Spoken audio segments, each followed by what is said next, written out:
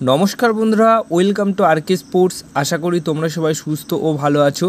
তো আজকে এই ভিডিওতে মোহনবাগান দলকে নিয়ে দুটি প্রশ্ন রয়েছে, একজন করেছো, সেই প্রশ্নের উত্তরই আজকে এই ভিডিওতে দিতে চলেছি। তোমাদেরকে বলেইছি যে এক এক করে যাদের প্রশ্ন উত্তর দেওয়ার মতো তাদের প্রশ্নের উত্তর দেব, আর যেগুলো এমন প্রশ্ন রয়েছে যারা অলরেডি সেই সমস্ত বিষয় নিয়ে এই রিসেন্ট 1-2 দিনের মধ্যে আপডেট পেয়েছো, তো সেইগুলো নিয়ে কিন্তু আর কোনো রকম উত্তর দিচ্ছি না, কারণ যা উত্তর দেওয়ার বা যেরকম আপডেট রয়েছে সেগুলোই রয়েছে, এক্সট্রা কোনো আপডেট নেই। তাই সেগুলো দিয়ে আর কোনো রকম সময় নষ্ট করা নাই ভালো। কিন্তু যেগুলো নিয়ে সত্যি উত্তর দেওয়া উচিত সেইগুলো নিয়েই কিন্তু উত্তর দেওয়া রয়েছে। তো একজন প্রশ্ন করেছে রুজ বা চেসমিকে নিয়ে কি খবর রয়েছে, ACL 2-এ মোহনবাগানের কেমন চান্স, ফলাফল কেমন হতে পারে। তো দেখো, রুজ বা চেসমি একজন দুর্দান্ত ফুটবলার। ইরানের হয়ে গত বিশ্বকাপে তার একটা গোল রয়েছে এবং দুর্দান্ত মাঝমাঠের ফুটবলার, ভালো নিয়ন্ত্রণ নিয়ে দায়িত্ব করে খেলতে পারে। তো তাকে যদি মোহনবাগান দল সই করায় তাহলে তাদের জন্য তো অবশ্যই একটা ভালো সাইনিং হবে। আর এই প্লেয়ারটিকে নিয়েই কিন্তু কিছুদিন আগে হাইপ উঠেছিল, একটা ওয়াইল্ড রিউমার কিন্তু জানা গেছিলো যে এই প্লেয়ারটি মোহনবাগান দলে আসতে পারে বা এই প্লেয়ারটিকে মোহনবাগান দল নিতে পারে।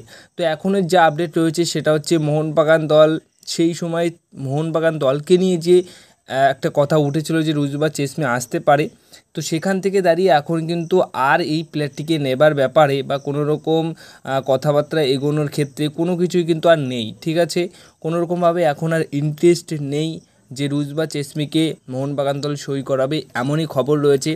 আর রুজ বা চেসমি তিনি কিন্তু যে দলের হয়ে খেলছেন সেই দলের হয়ে ইরানের লিগেই খেলছেন এবং তার সাথে চুক্তি রয়েছে আরও একটা বছরের, 2024 সালের 31শে মে গিয়ে তার চুক্তি শেষ হবে।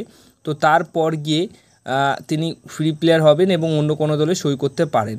আর রুজ বা চেসমি নিজে থেকেই কিন্তু এখন ইরানের লিগ ছেড়ে অন্য কোনো লিগে যেতে চাইছে না। তো সেই মতো যে হাইপটা, যে ওয়াইল্ড রিউমারটা জানা গেছিলো, সেটা এখন বলতে পারি যে সেটা নিয়ে কিন্তু আর কিছু বলার নেই, আর কিছু না ভাবাই ভালো, কারণ প্লেয়ারটি যতক্ষণ আসবেন না বা তার এই ডিলটি নাও ডান হতে পারে, তো সেটা নিয়ে আর মনে হয় যে আলোচনা করা না হলেই ভালো হয়। এবার এর সাথে আরও একটা প্রশ্নের উত্তর দিয়ে দিই যে ACL 2-তে কেমন কি পারফরমেন্স করতে পারে।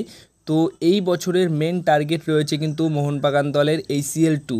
সঞ্জীব গোয়েঙ্কা নিজেই জানিয়েছেন যে ACL 2-তে ভালো পারফরমেন্স করার জন্য বা এশিয়ার এই মঞ্চে ভালো রেজাল্ট করার জন্য দলের ওপর যা যা খরচ করার দরকার সবটাই করবেন, মানে দলের অন্যতম একটা চিত্র তৈরি করবেন যে দলটা আগামী 5 বছর দুর্দান্ত পারফরমেন্স করবে। লং টাইম প্ল্যান রয়েছে, সেই অনুযায়ী এশিয়ার এই বড় টুর্নামেন্টে খুব ভালো পারফরমেন্স করার জন্যই কিন্তু উঠে পড়ে লেগেছে পুরো মোহনবাগান ম্যানেজমেন্ট, এবং তার জন্য প্লেয়ার সাইনিংটা বেশি ইম্পর্টেন্ট। আর সেই প্লেয়ার সাইনিংয়ের ইম্পর্টেন্টের ক্ষেত্রে মোটামুটি ভালো ভালো বিদেশি আনার চেষ্টায় রয়েছে, এবং এটুকু শুনেছি যে 8টা বিদেশি প্লেয়ার কিন্তু ACL 2-এর জন্য রাখতে চলেছে স্কোয়াডে। আর 8টা বিদেশি প্লেয়ার থাকা মানে যদি ওই 8টা বিদেশি প্লেয়ারই প্লেইং 11-এ থাকে তাহলে 8 আর ওইদিকে 3, মানে 8 আর ওইদিকে 3জন ইন্ডিয়ান প্লেয়ার খেলিয়ে যদি একটা সেরা দল মাঠে নামে তাহলে কেমন কি পারফরমেন্স করতে পারে আশা করি সেটা তোমরা বুঝতে পারছো। তো ACL 2-তে একদম সেরা হওয়ার জন্যই লড়বে, সেরা খেলার জন্য লড়বে, এমনটাই কিন্তু খবর রয়েছে বা এমনটাই তোমাদেরকে বলতে পারি।